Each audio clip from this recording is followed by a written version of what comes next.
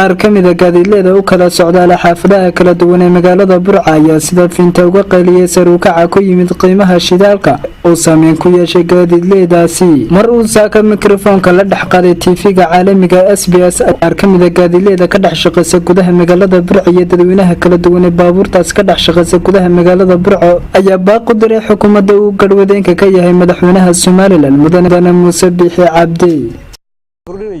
طليار بينو سoo koraya hadaynu dib socod noqono de wax shaqeynaya ma laakiin muhiimadu waxa weeye inaan horu socono de qofkii maanta baqa shacabka ahaa intuu cisuudo taban yar dabadna waxaan ku yiri gaari yar waxaan ku xameesho xaafadiisa ku xameesho uu garaasta ka habaystay dabeetana hadhow taa noqotay inuu deesh fadhiyo gaarigi ma wax shaqeynaya ma dawladdu mas'uuliyadda mas'uulka marka waxaan ka codsanaynaa madaxweynuhu inuu shacabkiisa hoos u eego way wadankii doortay wadankii meesha ku joogay intaas oo midhan waxaan leenahay qof shicibi hadii uu marba iska dacag iska qaato iska soo iibsado wuxuu doono sidan ku shaqeyn mayno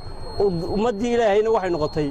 inta qasaartay iyo inta faa'iidooyinka inta qasaartaba geerishada hadan magaalada aragto inta wada fadhida waxaan lagu yiri intii la doonaa uu ninkii ganacsadaha oranaya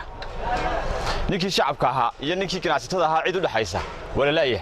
iyo cid kala qabatay dawladuna way ka seexatay arrinka shidaalkii markaanu isnaana baabuurtii ku shubta ninkii ganacsatada wuxuu oranayaa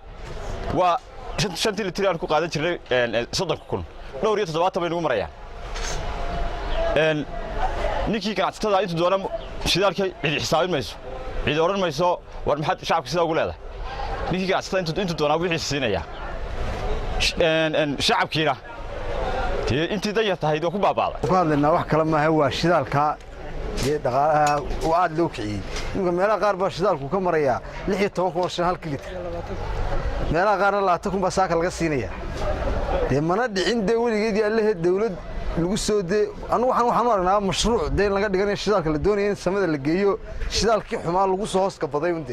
oo ganacsatada maanta doonaysa abaaba ay ku furato heerkii doontay ku gaarsiiso wax kasto kacaana ma soo degaan waxaan leenahay dawladda ganacsatada aad diranaystaan wasiirada noqday waa ganacsato markii hore shidaalka xabaglan ku cabaninay imikana lama mahayo shidaal la'aan magaalada ka jirta ee magaalada madaxdii labaad ee Somaliland weeyaan halkii litir la siin jiray $8 ama $7 iyo barka waxa la siiyaa imika $15 haddaan nahay iskaashada tagaasada ee wada jir shacabkan u shaqeynaa shacabkan u shaqeynaa hadda waxaan ugu shaqeynaa mahayno annaguna shacabka si fuulimin haday ganacsadana fuushay marka dawladda waxaan ku codsanaynaa inay ganacsada naga qabato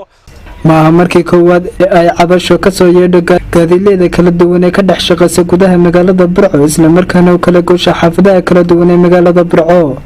dhawaan ayay ahayd markii guud ahaan dalkani Somaliland uu soo galay shidaal xun xabagasin isla markaana ay keeneen qaar ka mid ah shirkadaha ka ganacsada shidaalka kala duwan ee Somaliland toddobaadadii u dambeeyay waxa soo tiriyay baaqa kala duwan ee shacbigu u dirayaan xukuumadda talada dalkaas iyo waliba wasaaradda ganacsiga Cabdullaahi Maxamed Cabdiqani Baafo telefishinka caalamiga SBS gudaha magaalada Burco.